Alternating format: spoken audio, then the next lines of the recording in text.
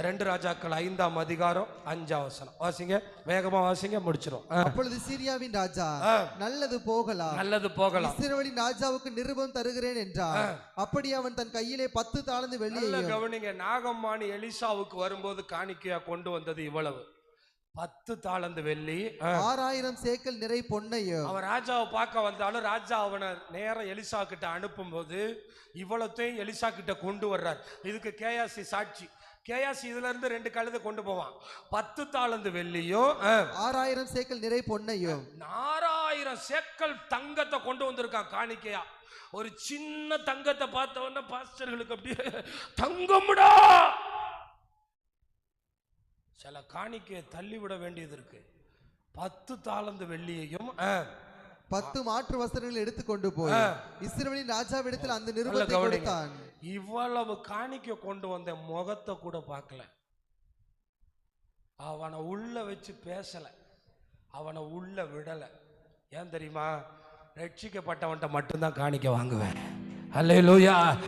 ரட்சிக்கப்படாதவன்ட்ட காணிக்க வாங்க மாட்டேன், கொடுத்தா கூட வாங்க மாட்டேன். கர்த்தருடைய பிள்ளைட்டு இந்த லிஸ்ட்டை வீட்டில் போய் 4 பாஸ்டர்ஸுக்கு அனுப்புங்க.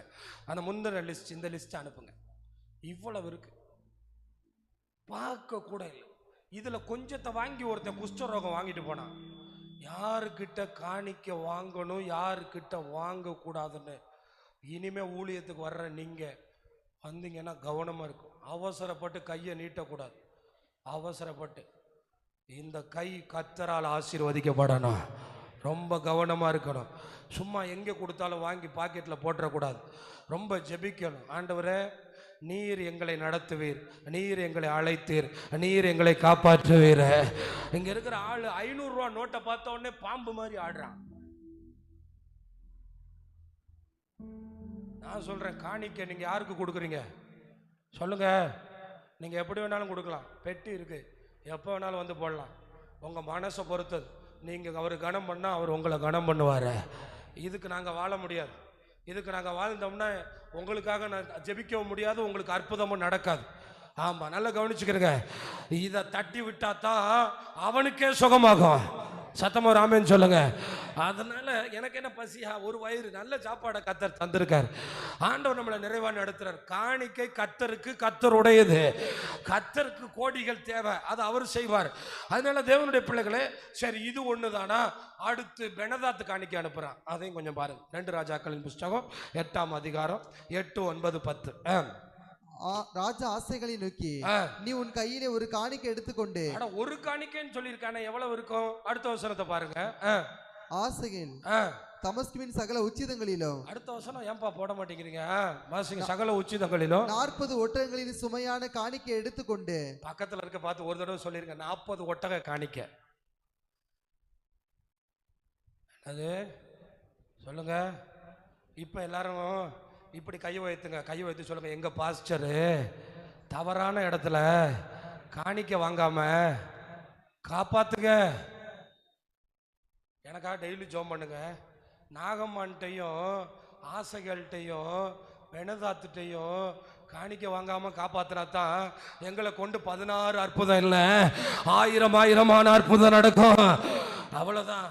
அதனால தான் சொல்றேன், ஞானஸ்தானம் எடுங்க, அப்புறமா காணிக்க கொண்டு வாங்க. பரலோகத்தில் உங்க பேர் எழுதப்பட்டா இந்த ஆராதனையில கர்த்தர் சந்தோஷப்படுவார். எங்க ஆண்டவர் வெள்ளியையும் பொன்னையும் சகலத்தையும் படைத்தவர். அவருக்கு பணத்துக்கு பஞ்சம் இல்லை. அவர் எப்படியும் ஆசீர்வதிப்பார். அவர் காக்கா வாயில கூட கொடுத்து நடத்துவார். இதெல்லாம் படிக்கும் போது எனக்கு பயமா இருக்கு. 40 ஒட்டகம் சுமையான காணிக்கை எடுத்துக்கொண்டு அவனுக்கு எதிர்கொண்டு போய் அவனுக்கு முன்பாக நின்று, சீரியாவின் ராஜாவாகிய பெனதாத் என்னும் உம்முடைய குமாரன் என்னை உம்மிடத்தில் அனுப்பி. போதும், ஒரு பெரிய பணக்கார ராஜா, சீரிய ராஜா 40 ஒட்டகத்துல காணிக்க அனுப்பியிருக்கான். அவனுக்கு என்ன பதில் சொல்றாரு தெரியுமா? இந்த வியாதி நீங்கி பிழைப்பேனா, நீ பிழைப்பாய். கர்த்தர் உன்னை பிழைக்க பண்ணுவார். கர்த்தர் உன்னை ஆசீர்வதிக்கவே ஆசீர்வதிப்பார் அப்படின்னு நான் சொல்லிட்டு போனேன்னா எப்படிங்க உங்களுக்கு அற்புதம் நடக்கும்? எலிசா அழகா சொல்றாரு பாருங்க. இந்த எலிசா அவனை நோக்கி, நீ போய் வியாதி நீங்கி பிழைப்பீர் என்று அவனுக்கு சொல்லும். ஆனாலும் அவன் சாகவே சாவான் என்பதை கர்த்தர் எனக்கு காண்பித்தார் என்றான். பாத்தீங்களா? அவன் சாவான்னா சாவான் தான், அவன் தப்பு பண்ணியிருக்கான்னா தப்பு பண்ணி அவன் கொடுக்காட்டா பரவாயில்ல. அவன் எப்போ கொடுக்கலையோ அப்போ தான் மேலேருந்து வரும். கைகளை நான் உயர்த்துகிறேன் திருநாமம் சொல்லி சொல்லி மேலே கையை உயர்த்திடணும். அதனால் நான் நிறைய பார்த்துட்டேன். ஆண்டவருக்காக நிற்க மாட்டான், விக்கிரக ஆராதனைக்கு போவான், ஆண்டவருக்காக வைராக்கியமா இவன் காணிக்கையை சாப்பிடுவாங்க. நம்ம வந்தோம் அதுக்கு நமக்கு 2 கை கத்தர் கொடுத்துருக்காருல்ல. இங்கே இருக்கிறவங்கள்ட்டையும் சொல்லிட்டேன், கத்தருக்காக வாழாமல் பரிசுத்தமாக இருக்காமல் ரட்சிக்கப்படாமல் இந்த பெட்டியில் காணிக்க போட்டால் உனக்கும் நல்லதில்லை, உன் சந்ததிக்கு நல்லதில்லை. நான் எல்லாருக்கும் தீர்க்கமாக திட்டமாக சொல்கிறேன். ஆனால் ஒன்று, பரிசுத்தமாகுதலோடு நீங்கள் காணிக்க போட்டிங்கன்னா இந்த சபையிலிருந்து ஒவ்வொருத்தனுக்கும் கத்தர் அற்புதம் செய்வார். எங்களை கொண்டு கத்தர் செய்வார். மொத்த 16 அற்புதத்தை கத்தர் செஞ்சார்.